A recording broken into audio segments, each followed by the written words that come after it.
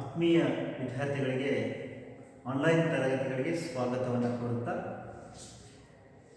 ವಿದ್ಯಾರ್ಥಿಗಳೇ, ನಿನ್ನೆಯ ದಿನ ನಾವೇನನ್ನ ಕುರಿತು ಚರ್ಚೆಯನ್ನು ಮಾಡ್ತಾ ಇದ್ದೀವಿ ಅಂದ್ರೆ ಮಾನವ ವಿಕಾಸದ ಹಾಗೂ ಉಗಮದ ಕುರಿತು ಚರ್ಚೆಯನ್ನು ಮಾಡುವಂತಹ ಅಧ್ಯಾಯಕ್ಕೆ ಸಂಬಂಧಪಟ್ಟಂತೆ ಭೂಮಿ ಅನ್ನುವಂತಹದ್ದು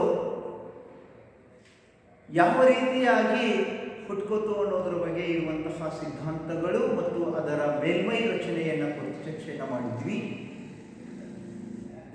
ಅದೇ ರೀತಿಯಾಗಿ ಈ ಭೂಮಿಯ ಮೇಲೆ ಮೊಟ್ಟ ಮೊದಲು ಜೀವ ವಿಕಾಸ ಅನ್ನುವಂತಹದ್ದು ಯಾವ ರೀತಿಯಾಗಿ ಆಯಿತು ಮತ್ತು ಕ್ರಮೇಣವಾಗಿ ಯಾವ ಯಾವ ಜೀವಿಗಳು ಭೂಮಿಯ ಮೇಲೆ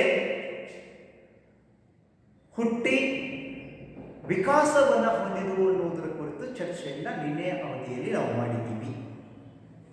ಸೊ ಇವತ್ತಿನ ಅವಧಿಯಲ್ಲಿ ನಾವು ಚರ್ಚೆಯನ್ನು ಮಾಡಬೇಕಾದಂತಹ ಬಹುಮುಖ್ಯವಾದ ಅಂಶ ಯಾವುದು ಅಂದರೆ ಮಾನವನ ಉಗಮ ಮತ್ತು ವಿಕಾಸ.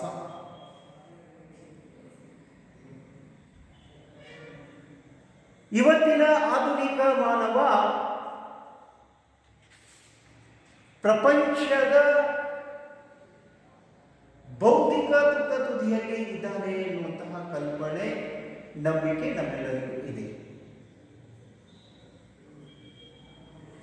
ಇಂತಹ ಮಾನವ ಭೂಮಿಯ ಮೇಲೆ ಮೊಟ್ಟ ಮೊದಲು ಯಾವ ರೀತಿಯಾಗಿ ಹುಟ್ಟಿ ತನ್ನದೇ ಆದ ರೀತಿಯಲ್ಲಿ ಪರಿವರ್ತನೆಯ ಮೂಲಕ ವಿಕಾಸವನ್ನು ಹೊಂದಿದ ಅನ್ನುವಂಥ ಅಂಶವನ್ನೇ ನಾವು ಚರ್ಚಿಸಬೇಕಾಗಿದೆ. ಮಾನವನ ವಿಕಾಸ ಮತ್ತು ಉಗಮದ ಕುರಿತು ಅಭ್ಯಾಸ ಮಾಡೋದು ಅಂದ್ರೆ ಒಂದು ಜಟಿಲವಾದಂಥ ಮತ್ತು ಕಠಿಣವಾದಂಥ ವಿಷಯ ಅಂತ ಹೇಳ್ತೀನಿ. ಯಾಕ ಅಂದ್ರೆ ಈ ಮನುಷ್ಯ ಅನ್ನುವಂಥದ್ದು ಭೂಮಿಯ ಮೇಲೆ ಯಾವ ರೀತಿಯಾಗಿ ಹುಟ್ಟಿ ಬೆಳವಣಿಗೆಯನ್ನು ಹೊಂದಿದ ಅಂತ ತಿಳ್ಕೊಳ್ಳೋದು ಸುಲಭದ ಕೆಲಸವಲ್ಲ. ಇಂತಹ ಒಂದು ಕಾರ್ಯವನ್ನ ಆಧುನಿಕ ಯುಗದಲ್ಲಿ ಮಾನವನ ವಿಕಾಸದ ಕುರಿತು ಮಾನವಶಾಸ್ತ್ರ, ಭ್ರೂಣಶಾಸ್ತ್ರ, ಭಾಷಾಶಾಸ್ತ್ರ, ಪುರಾತತ್ವಶಾಸ್ತ್ರ ಮೊದಲಾದಂತಹ ವಿಷಯಗಳು ಈ ಒಂದು ಅಂಶವನ್ನ ಕುರಿತು ವಿಶ್ಲೇಷಣೆ ಮಾಡುವಂತ ಕಾರ್ಯವನ್ನ ಮಾಡ್ತಾ ಇದ್ದಾವೆ. ಈ ಎಲ್ಲ ವಿಷಯಗಳ ಸಹಾಯದಿಂದ ಮಾನವ ಪ್ರಜಾತಿ ಅನ್ನುವಂತಹದ್ದು ಯಾವ ರೀತಿಯಾಗಿ ಹುಟ್ಟುಕೊಂಡು ಹಂತ ಹಂತವಾಗಿ ವಿಕಾಸವನ್ನ ಹೊಂದುತ್ತಾ ಹೋಯಿತು ಅನ್ನೋದ್ರ ಬಗ್ಗೆ ನಾವು ಇವುಗಳ ಸಹಾಯದಿಂದ ತಿಳಿದುಕೊಳ್ಳಬಹುದು ಅಂತ ಹೇಳ್ತೀವಿ. ಸಾಮಾನ್ಯವಾಗಿ ಈ ಎಲ್ಲ ಶಾಸ್ತ್ರಗಳು ಯಾವ ಆಧಾರವನ್ನ ಇಟ್ಟುಕೊಂಡು ಮಾನವನ ವಿಕಾಸದ ಬಗ್ಗೆ ಅಭ್ಯಾಸ ಮಾಡ್ತಾವಪ್ಪ ಅಂದ್ರೆ ಮಾನವನ ಪಳವಳಿಕೆಗಳು. ಪ್ರಾಚೀನ ಕಾಲಕ್ಕೆ ಸಂಬಂಧಪಟ್ಟಂತಹ ಮನುಷ್ಯನ ಪಳವಳಿಕೆಗಳು, ದೇಹ ರಚನೆಗೆ ಸಂಬಂಧಪಟ್ಟಂತಹ ಯಾವುದೇ ರೀತಿಯ ಪಳವಳಿಕೆಗಳಾಗಿರುವುದು ಆ ಮಾನವನ ಪಳವಳಿಕೆಗಳು. ಈ ಮಾನವ ಉಪಯೋಗಿಸಿರುವಂತಹ ಶಿಲಾ ಆಯುಧಗಳು, ಕಲ್ಲಿನಿಂದ ರಚನೆ ಮಾಡಲ್ಪಟ್ಟಂತಹ ಆಯುಧಗಳನ್ನು ಶಿಲಾ ಆಯುಧ ಅಂತ ಕರಿತೀವಿ. ಹೀಗೆ ಕಲ್ಲಿನ ಮೂಲಕವಾಗಿ ರಚನೆ ಮಾಡಿಕೊಂಡು ಇಂತಹ ಆಯುಧಗಳನ್ನು ತನ್ನ ನಿತ್ಯ ಜೀವನದಲ್ಲಿ ಮಾನವ ಬಳಸ್ತಾ ಇದ್ದ. ಆ ಶಿಲಾ ಆಯುಧಗಳು ಮತ್ತು ತಾನು ವಾಸಿಸುವಂತಹ ಗುಹೆಗಳಲ್ಲಿ ಚಿತ್ರಗಳನ್ನ ಮಾನವ ಬಿಡಿಸ್ತಾ ಇದ್ದ. ಈ ಗುಹಾ ಚಿತ್ರಗಳು, ಈ ಮೂರು ಮೂಲಾಧಾರಗಳನ್ನ ಇಟ್ಟುಕೊಂಡೇ ಈ ಮೇಲಿನ ಎಲ್ಲ ಶಾಸ್ತ್ರಗಳು ಮಾನವನ ಉಗಮ ಮತ್ತು ವಿಕಾಸದ ಕುರಿತು ಚರ್ಚೆಯನ್ನು ಮಾಡ್ತಾ ಇದ್ದಾವೆ. ಸುದೀರ್ಘವಾದಂತಹ ಸಂಶೋಧನೆಯಲ್ಲಿ ತೊಡಗಿಕೊಂಡಿದ್ದಾವೆ. ಸಾಮಾನ್ಯವಾಗಿ ನಮಗೆ ಸಾಕಷ್ಟು ಪಳವಳಿಕೆಗಳು ಸಿಗ್ತವೆ. ಈ ಸಿಕ್ಕಿರುವಂತಹ ಪುರಾತನ ಪಳವಳಿಕೆಗಳನ್ನ ಎರಡು ರೀತಿಯಾಗಿ ವಿಶ್ಲೇಷಣೆ ಮಾಡ್ತಾರ. ಒಂದು ನೇರವಾದಂತಹ ರಾಸಾಯನಿಕ ಪಳವಳಿಕೆಗಳ ವಿಶ್ಲೇಷಣೆ ಅಂತ ಕರಿತೀವಿ. ನಮಗೆ ಸಿಕ್ಕಿರುವಂತಹ ಪಳವಳಿಕೆಗಳನ್ನ ರಾಸಾಯನಿಕ ವಸ್ತುಗಳ ಮೂಲಕವಾಗಿ ಅವುಗಳ ಕಾಲಮಾನವನ್ನು ನಿರ್ಧಾರ ಮಾಡುವಂತಹ ನೇರ ಕ್ರಮವನ್ನು ಕೂಡ ನಾವು ಕಾಣ್ತೀವಿ. ಅದೇ ರೀತಿಯಾಗಿ ನಮಗೆ ಸಿಕ್ಕಿರುವಂತಹ ಪಳವಳಿಕೆ ಅಥವಾ ಆಧಾರಗಳ ಮೇಲಿನ ಗೊಡ್ಡು ಮಣ್ಣು ಅಂತ ಕರಿತೀವಿ, ಅವು ಹತ್ತಿರುವಂತಹ ಮಣ್ಣು ಅಂತ ಕರಿತೀವಲ್ಲ, ಆ ಗೊಡ್ಡು ಮಣ್ಣಿನ ರಾಸಾಯನಿಕ ವಿಶ್ಲೇಷಣೆಯ ಮೂಲಕವಾಗಿಯೂ ಕೂಡ ನಾವೇನ್ ಮಾಡ್ತೀವಿ ಅಂದ್ರೆ ಇವುಗಳ ಕಾಲಮಾನವನ್ನ ನಿರ್ಧಾರ ಮಾಡ್ತೀವಿ. ಅದಕ್ಕೆ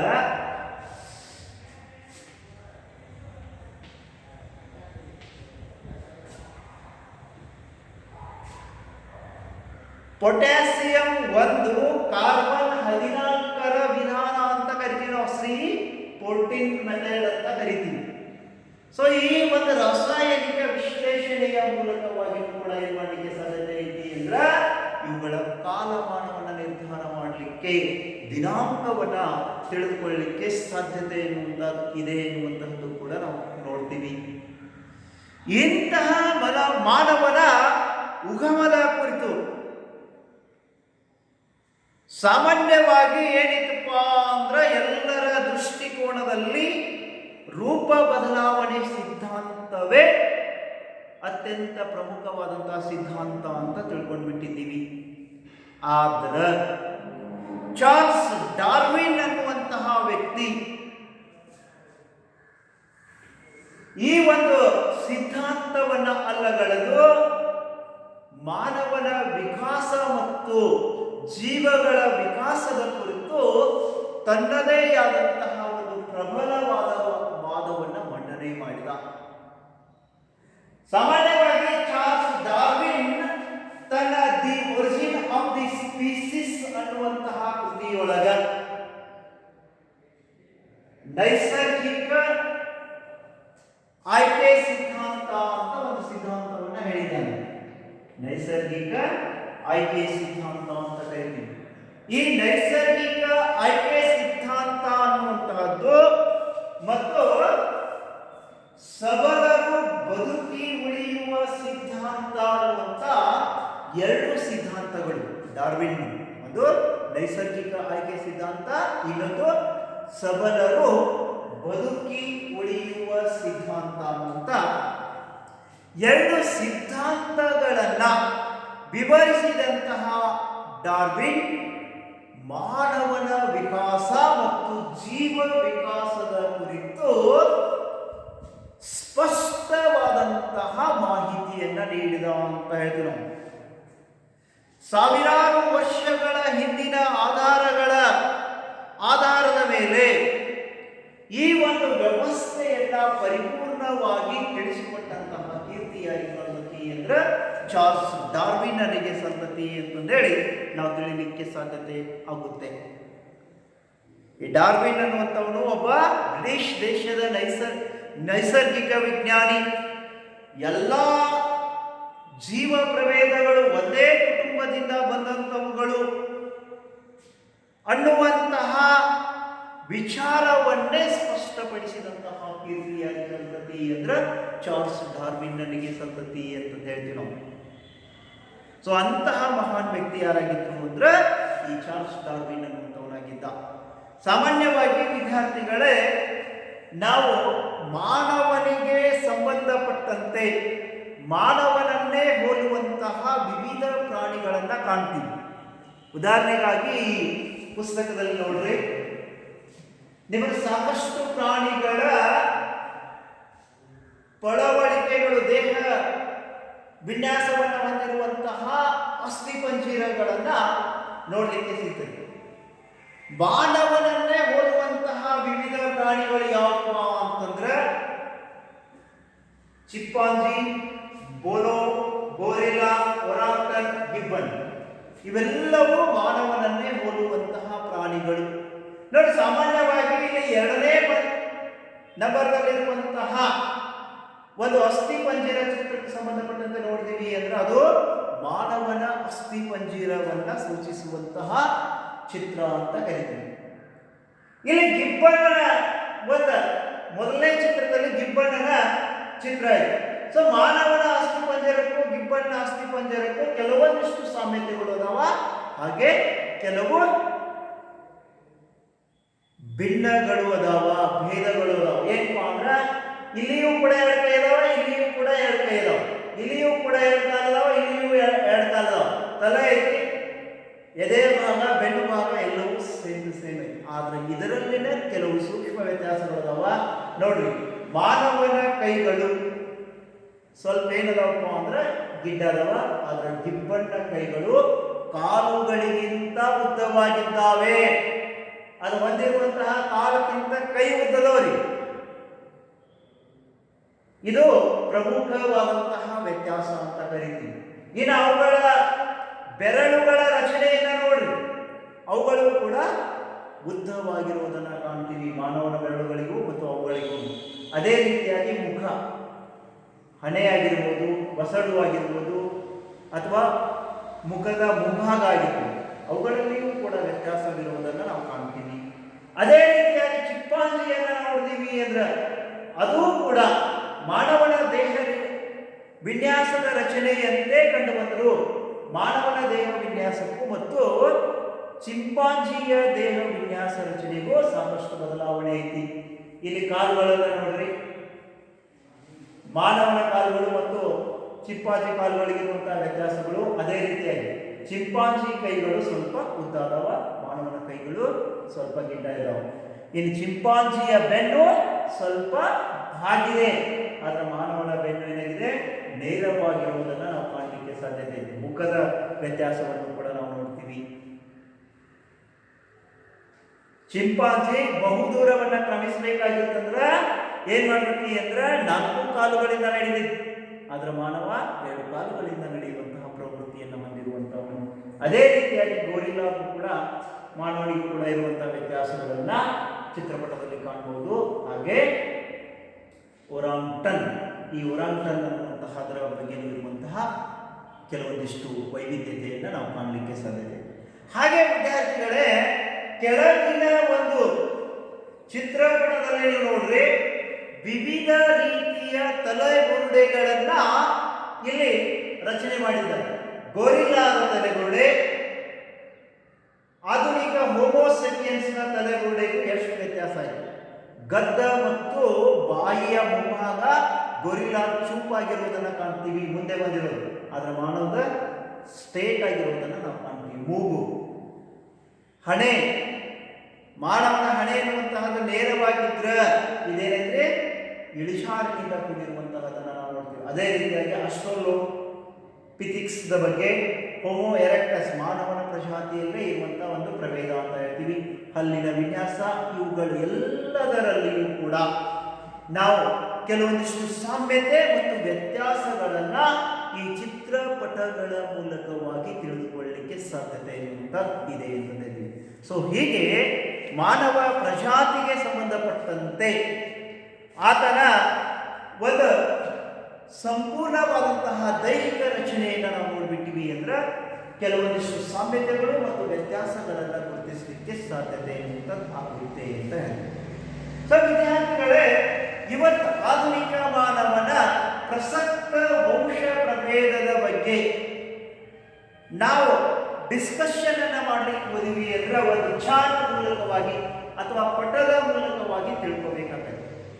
ಚಾರ್ಲ್ಸ್ ಡಾರ್ವಿನ್ ಹೇಳಿದ್ದಾರೆ ಏನಂತ, ಮೂಲತಃ ಎಲ್ಲ ಜೀವಿಗಳು ಒಂದೇ ಪ್ರಭೇದದಿಂದ ವಿಕಾಸವನ್ನ ಹೊಂದಿದ್ದಾವೆ ಅಂತ. ಆ ಒಂದು ವ್ಯವಸ್ಥೆಯನ್ನೇ ಈ ಪಟ ಅನ್ನುವಂಥದ್ದು ಏನ್ ಮಾಡ್ತೈತಿ ಅಂದ್ರೆ ನಮ್ಗ ಸಂಪೂರ್ಣವಾಗಿ ವಿವರಿಸುತ್ತೆ ಅಂತ ಹೇಳ್ತೀವಿ. ಸ್ನೇಹಿತರೆ, ಇಲ್ಲಿ ನೋಡಿ, ಸಾಮಾನ್ಯವಾಗಿ ಜೀವ ಪ್ರಭೇದದ ಮಾನವನಿಗೆ ಸಂಬಂಧಪಟ್ಟಂತಹ ಜೀವ ಪ್ರಭೇದದ ಮೇಲು ಕುಟುಂಬ ಯಾವುದು ಅಂದ್ರೆ ಹೋಮಿನೈಡೆ ಕುಟುಂಬ ಅಂತ ಕರೀತೀವಿ.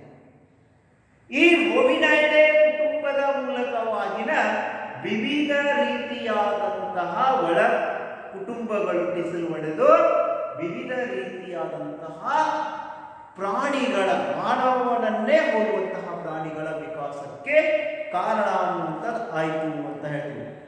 ಸಾಮಾನ್ಯವಾಗಿ ಈ ಮಾನವ ಇರ್ಬೋದು, ಚಿಂಪಾಂಜಿ ಇರ್ಬೋದು, ಗೊರಿಲ್ಲಾ ಇರ್ಬೋದು, ಒರಾಂಗುಟನ್ ಇರ್ಬೋದು, ಗಿಬ್ಬನ್ ಇರ್ಬೋದು, ಈ ಎಲ್ಲ 6 ಪ್ರಾಣಿಗಳು ಮೂಲತಃ ಯಾವ ಕುಟುಂಬಕ್ಕೆ ಸೇರಿದಂಥವುಗಳಪ್ಪ ಅಂದ್ರೆ ಹೋಮಿನೈಡೆ ಎನ್ನುವಂತಹ ಕುಟುಂಬಕ್ಕೆ ಸೇರಿದವುಗಳು.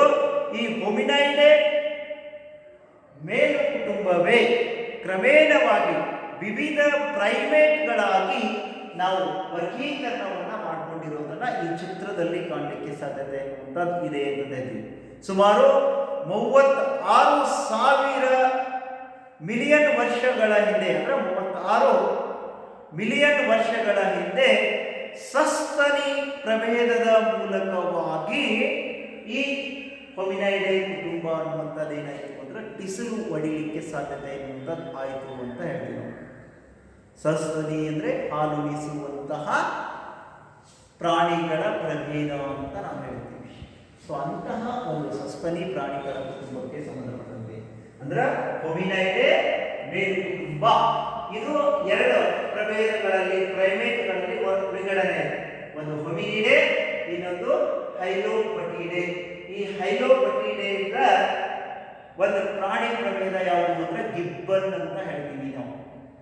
ಅದೇ ರೀತಿಯಾಗಿ ಈ ಹೋಮಿನಿಡೆ ಕುಟುಂಬ ಅನ್ನುವಂತಹದ್ದು ಕೂಡ 2 ಒಳ ಕುಟುಂಬಗಳಾಗಿ ವಿಂಗಡಣೆಯನ್ನು ಹೊಂದಿದೆ. ಒಂದು ಹೋಮಿನಿಡೆ, ಇನ್ನೊಂದು ಪಾಂಜಿನೆ.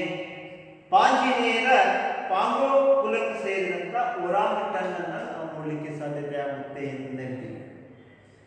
ಇನ್ನು ಈ ಹೋಮಿನಿಡೆ ಒಳ ಕುಟುಂಬವು ಕೂಡ 2 ಪಂಗಡಗಳಾಗಿ ಹೋಯಿತು. ಒಂದು ಹೋಮಿನಿನಿ, ಇನ್ನೊಂದು ಗೊರಿಲಿನಿ.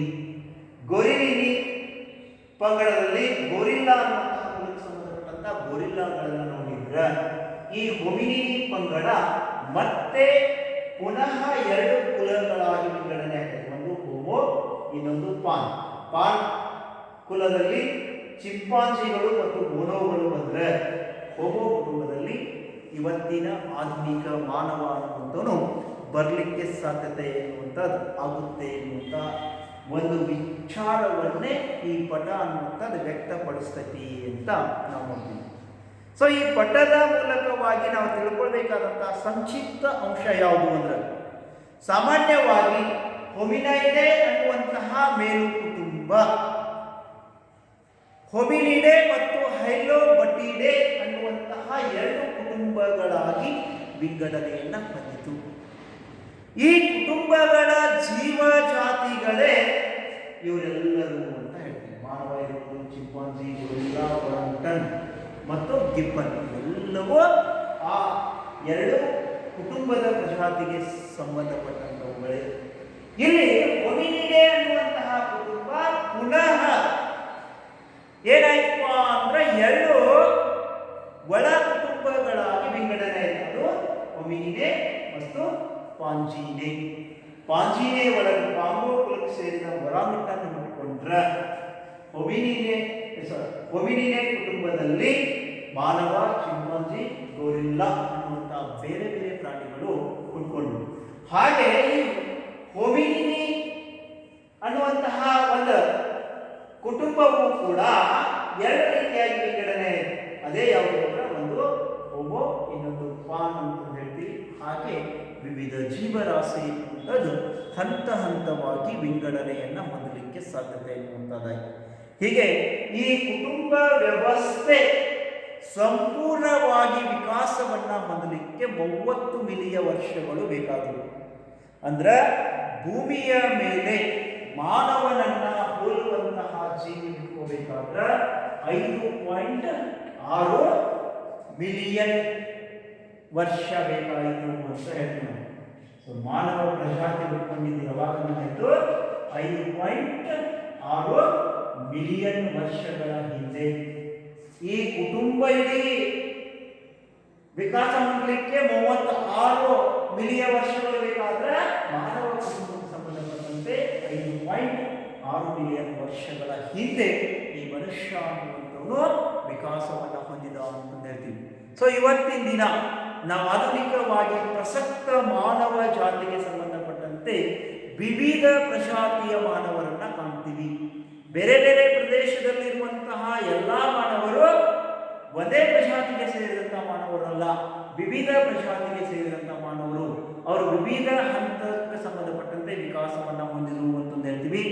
ಮೊದಲೇ ಮಾನವ ಪ್ರಜಾತಿಯ ಪೂರ್ವಜರ ಪಟ್ಟಿಯಲ್ಲಿ ಮೊಟ್ಟ ಮೊದಲು ಬರುವಂತಹ ಯಾವುದಪ್ಪ ಅಂದ್ರೆ ಹೋಮೋ ಹೆಬಿಲಿಯಸ್ ಅಂತ ಹೇಳ್ತೀವಿ.